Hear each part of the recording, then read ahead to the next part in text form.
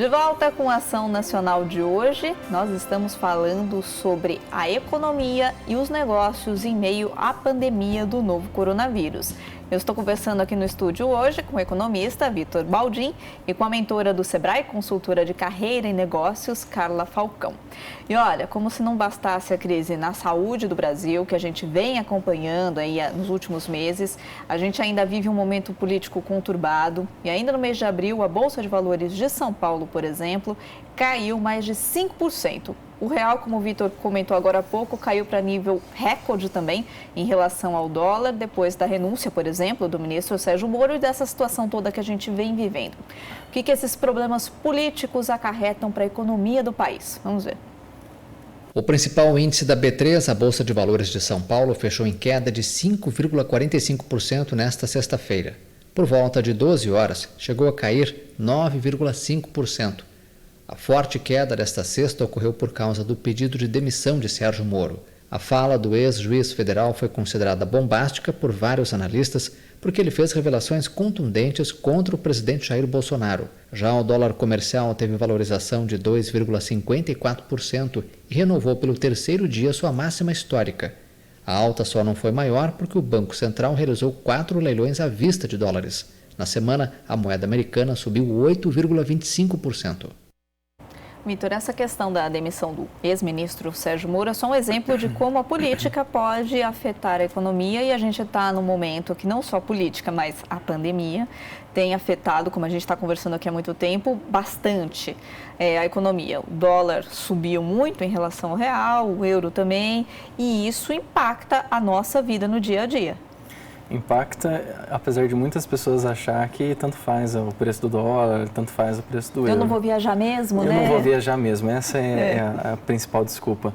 Mas o que acontece é que qualquer país, para negociar com o mundo, ele precisa trabalhar com dólar e com euro, né? Essas são as moedas de trocas internacionais.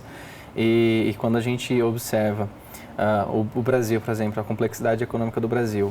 O Brasil é um país extremamente exportador de commodities. Ele vende muito minério de ferro, ele vende muito minério de aço, lingote, e acaba importando tudo o que precisa. Muitas peças de carro são importadas, diversos equipamentos eletrônicos, inclusive hospitalares, são importados, né? E aí o dólar, quanto mais alto, pior para quem está aqui dentro, né? Pior para quem precisa importar. Para quem exporta é até um pouco melhor, né? Mas não num cenário como esse, onde está todo mundo em crise. Não é só o nosso dólar que está nas alturas. O mercado internacional, né? Também está em baixa, né? Sim. Essa recessão econômica ela vai ser mundial. E justamente por ser mundial, que inclusive vai ser muito pior do que aquela de 2016. Porque em 2016 o Brasil entrou na crise sozinho. Foi uma crise, inclusive, política, né? E agora não, agora é o mundo inteiro entrando numa crise financeira. E com a saída, por exemplo, do ministro Sérgio Moro, que era um ministro que tinha uma excelente reputação, não só pelo trabalho exercido na Lava Jato, mas também com a função dele no Ministério da Justiça e Segurança Pública, tinha uma reputação fantástica, tinham resultados excelentes e ele sai do governo desestabilizando o governo, né? Inclusive eu vi mais um pedaço de uma entrevista exclusiva dele, onde ele fala um pouco sobre o depoimento diretamente à Polícia Federal, explicando tudo o que aconteceu, e isso impactou de novo a Bolsa de Valores. Porque se você vive um momento econômico ruim e um momento político ruim, significa que a direção do país está perdida. Uma direção de país perdida acaba afastando os empreendedores, acaba afastando quem quer investir naquele país. E isso, obviamente, faz o dólar disparar e a taxa de desemprego ir às alturas. Carla, para quem começou um negócio agora há pouco, tem muitos empreendedores, o ano de 2020 vai começar bem, vou dar um pontapé inicial aí no meu trabalho. E aí vem essa crise toda, vem o dólar alto. Como é que faz para quem está começando um negócio agora? A gente precisa entender o que eu posso, então, produzir aqui dentro. O que eu posso ter de matéria-prima, de produtos, que podem ser criados todos dentro do Brasil. E dentro desse cenário, olhar para o universo digital. É o momento de você explorar esses canais, WhatsApp, LinkedIn, Instagram, redes sociais que te ajudam a conversar e chegar até o teu consumidor, de uma forma bem personalizada, entendendo o que ele realmente precisa agora, para que você possa fazer o teu fluxo continuar girando. Então, é muito importante a gente pensar, fazer parcerias, conexões importantes. Cada vez a gente vê aí grandes multinacionais que estão se unindo para produzir um produto que elas não podiam produzir. Então, um manda a embalagem, o outro é o produto, o outro é o envase. Então, como que a gente pode fazer isso na seara do empreendedorismo? Te dou um exemplo, assim, datas comemorativas, por exemplo, né? Dia das Mães, Dia dos Namorados e tal. O que você pode oferecer em conjunto com outro empreendedor que vire uma oferta interessante e que ajude duas pessoas ao invés de só uma? Né? Por exemplo, no Dia das Mães, a gente incentivou muito, mãe compra de outra mãe.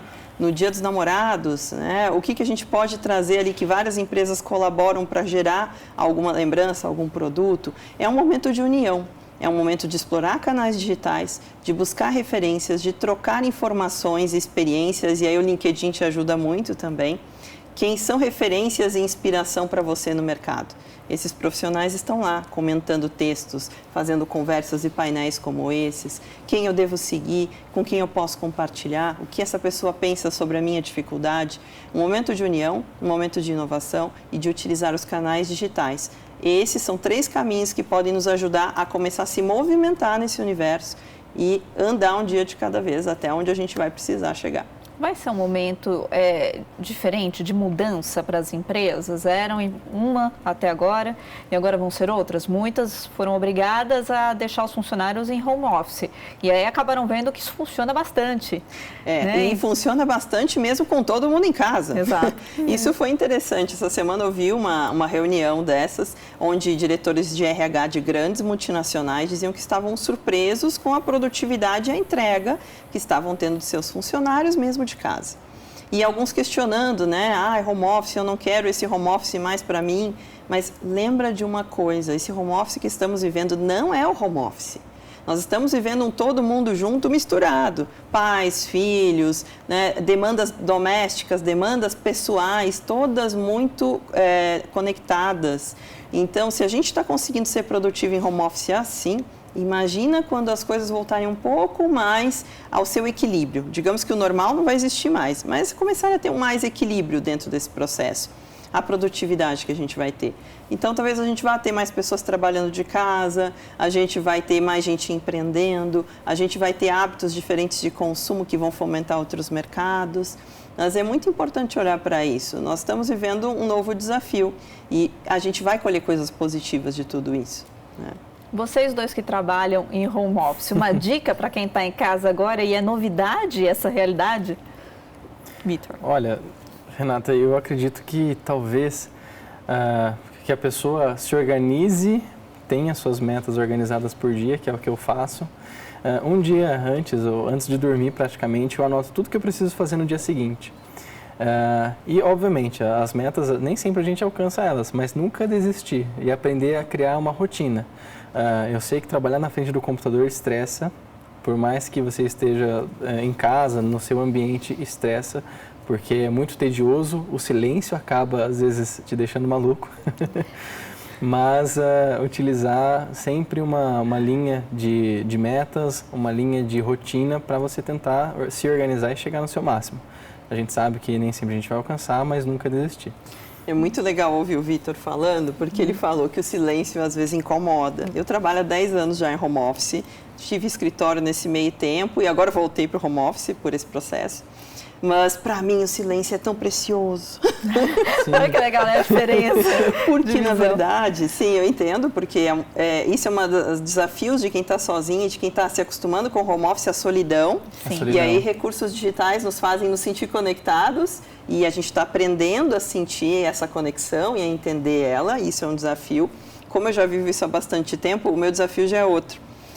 Eu quero silêncio. E agora está no momento que está todo mundo em casa. E as famílias vão me entender, porque a gente tem tanto, não só mães com filhos em casa, mas pais executivos também com filhos em casa. Então, como lidar com isso? E aí é pensar o seguinte, eu não vou me frustrar se a minha rotina planejada não der certo. Cada universo é um universo, gente, tá? A gente tem que encontrar o nosso. O que funciona no meu ecossistema em casa, no meu home office, não quer dizer que é o que vai funcionar para você. Teste, E valide esse modelo de negócio, entendeu? Essa rotina. Porque, na verdade, eu, por exemplo, como tenho criança pequena em casa e a gente tem as questões da casa almoço, coisas para preparar e tal que interferem, eu trabalho no horário comercial. Mas eu reservei, eu me desafio a acordar às 6 da manhã e produzir com bastante intensidade e produtividade até às 9, onde a casa ainda está em silêncio, para depois ir encaixando as outras coisas que vão acontecer no meio do caminho. Então, qual é o melhor ambiente para você? Isso é uma coisa importante, não se cobrar demais, porque não é um momento normal, a gente está aprendendo com esse momento, mas entender qual é o momento mais produtivo para você. Será que é de manhã? Será que é à noite? Será que realmente é horário comercial? Então, acho que isso é bem importante a gente ter em mente, para não gerar frustrações demais. Você acha que os diretores de empresas, os próprios empresários vão entender esse momento também por parte dos seus funcionários e cobrar um pouquinho menos do que ele cobraria se o funcionário estivesse na empresa? Isso está exigindo muito dos líderes. Tem muito líder que não está sabendo lidar com isso. Então, ele dá uma tarefa para você fazer no home office e ele te cobra a cada 5 minutos se você fez, quantas ligações fez, o que fez, como fez. Esse líder está precisando soltar e confiar mais nas pessoas que tem na equipe dele. Por outro lado, aquelas lideranças que já são mais flexíveis estão super tranquilas e estão permitindo que seus funcionários construam suas rotinas. O que é importante é a entrega. Logicamente, a gente tem reuniões, a gente tem horário comercial, tem coisas que não dá para fugir, mas existe uma flexibilidade, né? Então, quais são os melhores horários para aquela equipe? E eu acho que está todo mundo aprendendo junto, mas está sendo bem interessante tudo isso. E até trabalhar essa questão da equidade de gênero, porque a gente fala muito, né, na igualdade entre homens e mulheres, equidade e tarefas e coisas, mas assim, se a gente começar a trabalhar esse tema hoje dentro da nossa casa, vai ser muito mais fácil levar isso para o mercado. Porque se a gente conseguir equilíbrio dentro na nossa casa, com quem convive com a gente, na distribuição de tarefas, no que é bom para todo mundo, em como criar uma harmonia ali, isso vai se multiplicar para fora e vai melhorar todo o restante. Olha que aprendizado, né, que pode vir daqui para frente. Não é fácil, não estou dizendo que é simples, mas a gente está aprendendo um pouquinho a cada dia. Não tem escolha, tem que aprender agora, é isso né, mesmo. no hoje. A gente vai para mais um intervalo, daqui a pouquinho a Ação Nacional está de volta.